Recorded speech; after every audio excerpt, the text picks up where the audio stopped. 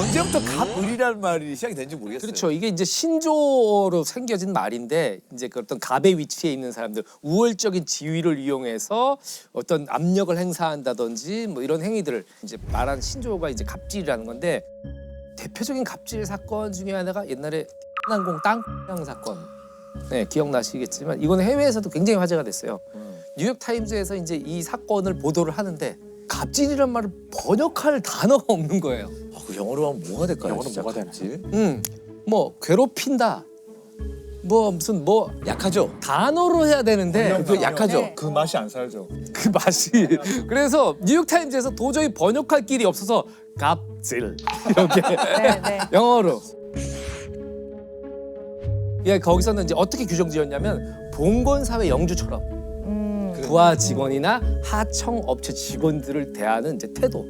그러니까 생존권을 쥐고 흔들 수 있는 위치에 있는 사람이 하는 일이기. 그렇죠, 그렇죠, 그렇죠. 또 사실은 이제 우리가 요즘에 좀 문제가 많이 되고 있는 갑질 중에 하나가 강북구 우이동에서 벌어진 그 아파트 경비원에 대한 갑질 사건이 있었는데 아파트 경비원이 입주민에게 코뼈가 부러질 정도로 폭행당하고 협박에 시달렸다며 오늘 새벽 극단적인 선택을 했습니다.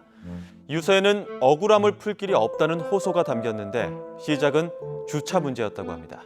1층에 있는 아파트가 왜 주차장이 좁은 데는 평행 주차를 하잖아요.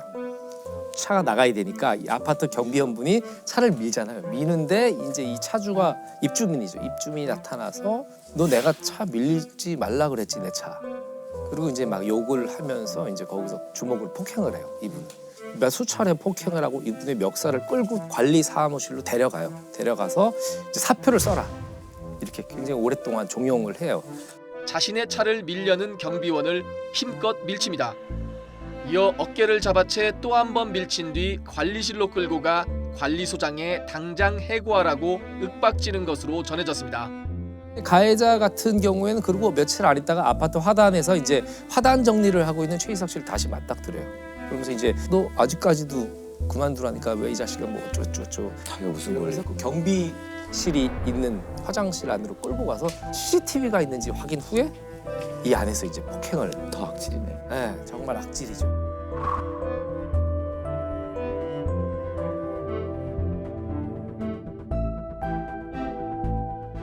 그래서 이제 이렇게 폭행을 당하고 이분이 밖으로 뛰쳐나와가지고 이제 구조를 요청을 해요. 이제 그 상황에서 이 가해자가 갑자기 난데없이 뒹굴어요. 나도 맞았다. 그래서 이제 이 가해자가 피해자한테 이 상황에서 이제 문자를 보내는데 그 문자 내용을 제가 한번 읽어볼게요. 보낸 진단서 참조하시고 일단 돈 많이 만들어 놓으셔야 할 겁니다. 수술비만 2천만 원이 넘고 장애인 등록이 된다니 참 남들 얘기로 머슴한테 가슴 맞아 넘어져서 디스크 수술을 해야 하는 등 망신인지 모르겠소. 이게 뭐냐면 자기도 맞았다는 거예요. 실제 그렇지도 않았는데. 모슴이라 그랬던 거죠. 쉽게 말하면 이제 내 치료비 물 생각해라. 약간 협박이네요. 협박, 그렇죠. 협박이죠. 근데 알고 봤더니 이 사람이 옛날에 다친 사고로 진단서를 조작해가지고 그걸 또 문자로 보낸 거예요. 네. 그리고 아무쪼록 친형님한테 맞아서 부러져 내려앉은 코 쾌차하시고 코가 부러졌으니 내일부터 근무도 못 하시겠군요. 이 최희석 씨는 친형님한테 맞은 적이 없어요. 가해자한테 맞은 거지. 그러니까 이 문자를 통해서 자기의 행동을 쌍방폭행 내지는 없었던 일을 마치 있었던 것처럼.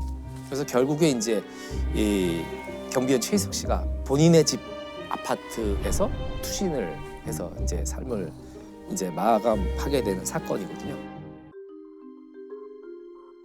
사직서 안 냈다고 산으로 끌고 가서 너 100대 맞고 이 새끼야 너 집에서 모르게 죽여버린다고 꼭 씨를 강력히 처벌해 주세요.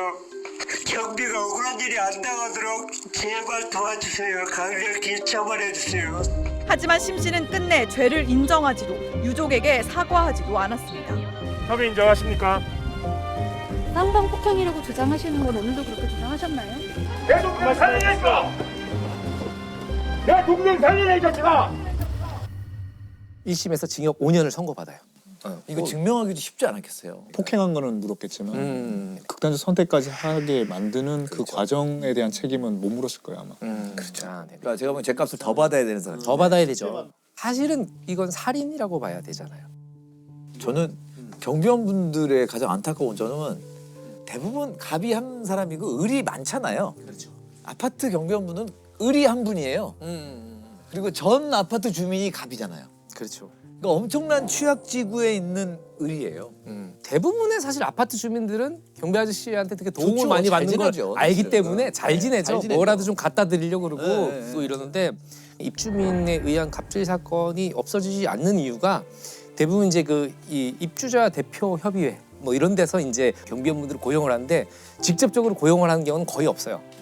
그러니까 용역 회사처럼. 용역 회사에다 보내서 거기서 이제 그 계약을 해가지고 하는 분들이기 때문에 얘기를 해도 회사 입장에서는 이걸 얘기해서 문제 제기를 하는 순간에 거래를 다른 끊어버리거나. 업체랑 계약을 하면 그만이거든요. 그러니까. 그러니까 이 일이 끊어지게 되니까 이거 자체가 개선이 되지가 않는 거예요.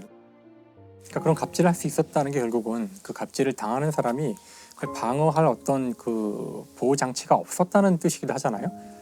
그러니까 대개는 그 계약직이고 상태가 굉장히 불안정하니까 그런 식의 갑질이 먹힐 수 있었다고 생각해요. 그래서 이제 중요한 것은 이제 그 정의를 이루기 위해서 우리가 어떤 사람들의 선의를 기대해서는 안 된다는 거죠. 그러니까 제도적인 뒷받침이 없으면 구조적으로 그런 일이 벌어질 수 있게 돼 있다면 누군가는 저지른다는 거예요. 한 남성이 분리수거 중인 경비원의 목덜미를 잡더니 바닥으로 내동댕이 칩니다. 백화점 고객이 점원을 폭행하고 폭언을 한 영상이 공개되는 등 고객의 이른바 갑질 논란은 끊이지 않고 있습니다. 경비 노동자 보호법이 국회 본회의를 통과했습니다. 이른바 괴롭힘 금지법과 관련해 의미 있는 개정안을 통과시켰습니다.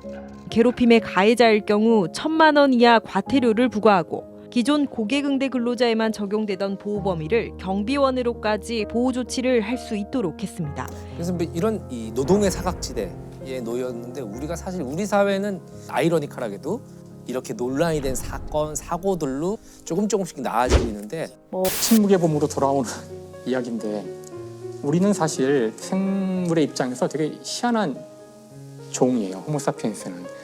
다른 생명체는 이게 밖에 나가보면 서로 잘 어울려 살아가거든요. 풀에 벌레가 있고 저 산에 새가 있고 다 같이 함께 어우러져 살아가는데 호모사피엔스는 되게 지금 이 안에 보세요. 우리밖에 없어요. 그렇네요. 저도 사실 우리 집안에 벌레 한 마리만 들어와도 마음이 편안하지 않거든요. 우린 그런 종이에요. 우리는 잘 협력을 하지 않고 다른 종을 다 이렇게 배격하면서 나한테 걸리적거리는 나를 불편하게 하는 생명체가 나타나면 다 죽여버려요. 다 없애버릴 수 있다고 강하게 믿고 다 없앴죠. 호랑이고 뭐고 인간한테 위협이 되는 동물은 우리 주위에 없어요. 그렇죠. 작은 곤충이나 이런 해충조차도 선별적으로 죽일 수 있다고 착각을 하는 건데 그렇게 하다가 다 죽는 거죠. 생명체들이. 그 인간이 뭐라고 하려고 하는 짓들이 다 민폐더라고요. 자연한테. 과연 우리가 지구의 주인인가? 참 아니라고 생각하거든요. 우린 지구의 세입자예요.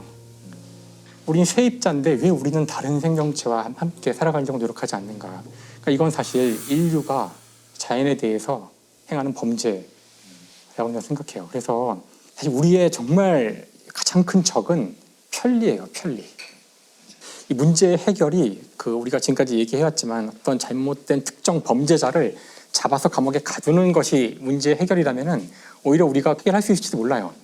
근데 지금 이야기하고 있는 이 환경이나 이런 문제의 해결은 찝어서 없애서 해결하는 것이 아니라 우리 모두가 조금 더 불편하게 살아야지 해결되는 건데 뭘 하려고 그러지 말고 내버려 두라지. 제가 좋아하는 박준 시인의 시집 가운데 너무 좋아하는 게 있어서 그 문장을 이야기하면 될 것 같은데요.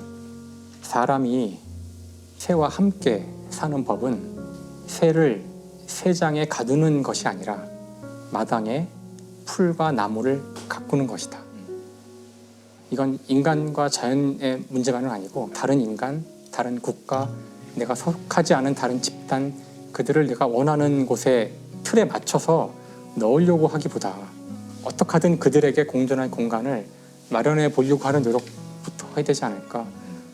거의 매번 이제 녹화 때마다 김상욱 교수님이 책을 계신데 어떤 시청자는 또 출판사와의 커넥션이 환경단체요. 한번 짚고 넘어가야 될 문제. 유명한 책입니다. 아 그러네요. 출판사하고는 아무 관계가 없습니다.